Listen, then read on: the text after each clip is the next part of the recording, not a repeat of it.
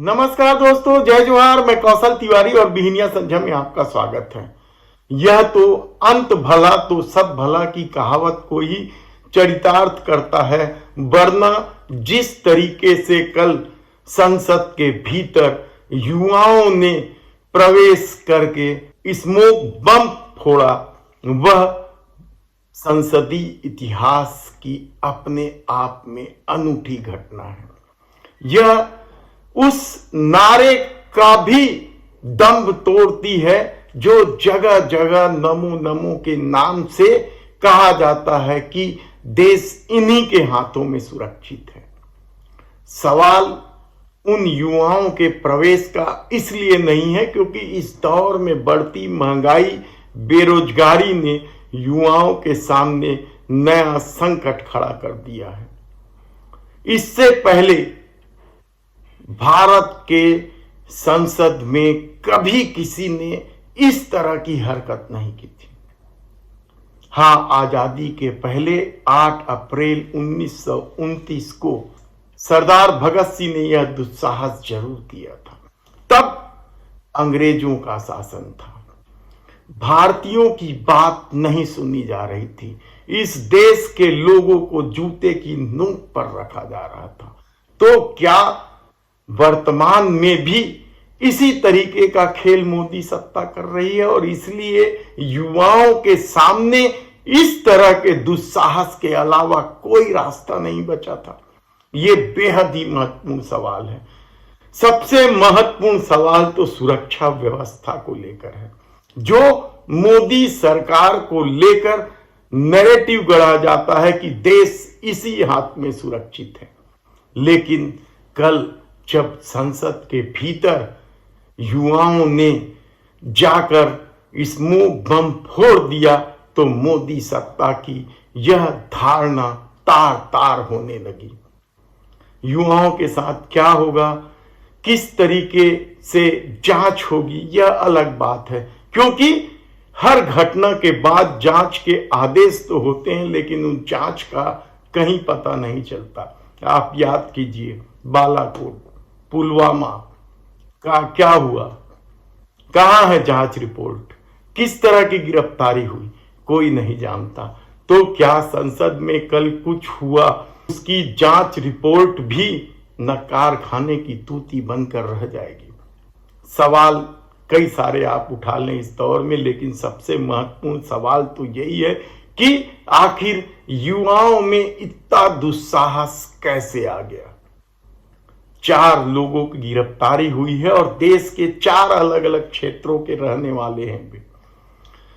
इंकलाब जिंदाबाद, भारत माता की जय, तानाशाही नहीं चलेगी, संविधान की रक्षा की जाए जैसे नारों के साथ जब इन युवाओं ने संसद के भीतर स्मोक बम फोड़े, संसद के बाहर स्मोक बम फोड़े, तो सुरक्षा व्यवस्था को लेकर सबसे बड़ा सवाल उठा।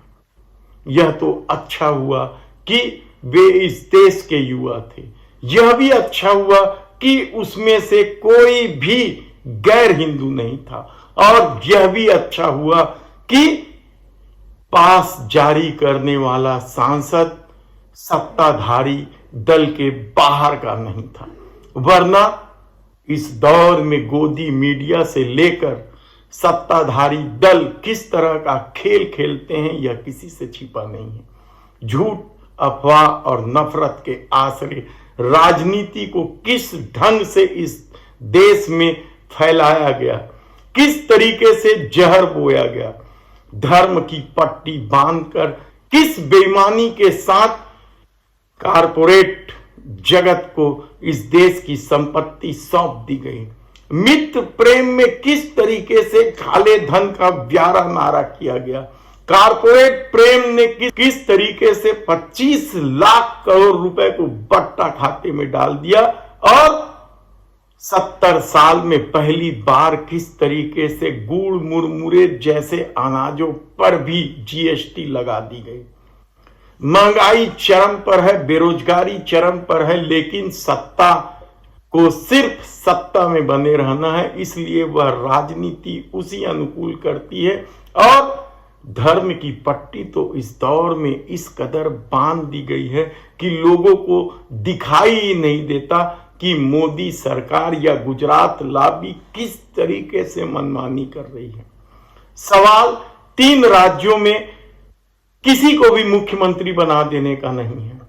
सवाल तो सबसे महत्वपूर्ण ये है कि क्या इस देश के नागरिकों को बेरोजगारी और महंगाई से मुक्ति मिल पाएगी, या फिर 5 किलो अनाज में निर्भर करके वोट हासिल की जाएगी, धर्म की पट्टी बांधकर वोट हासिल की जाएगी। इसके अलावा मोदी सरकार क्या कुछ करेगी कहना कठिन है, क्योंकि बालाकोट और पुलवामा के जांच का क्या हुआ आज तक कोई नहीं जानता।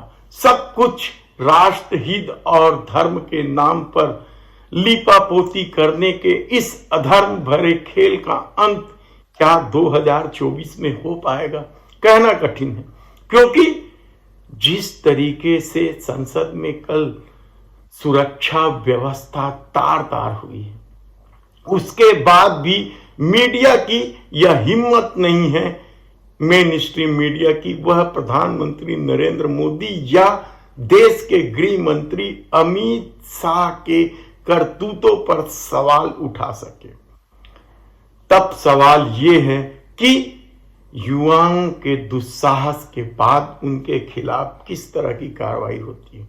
हालांकि एक लड़की जो हरियाणा की है उसके पक्ष में किसान मोर्चा सामने आ गया है, लेकिन क्या यह हैरानी की बात नहीं है कि अपने ही सरकार में, अपने लोकतांत्रिक सरकार में युवा भगत सिंह बनने की कोशिश कर रहे हैं। आप सोचिएगा जरूर कि देश ऐसे कैसे सुरक्षित हाथों में। लगातार आतंकवादी घटनाएं हो रही हैं और कल तक दावा किया जा रहा था कि देखिए मोदी सत्ता के आने के बाद आतंकवादी केवल कश्मीर तक जाकर सिमट गया है।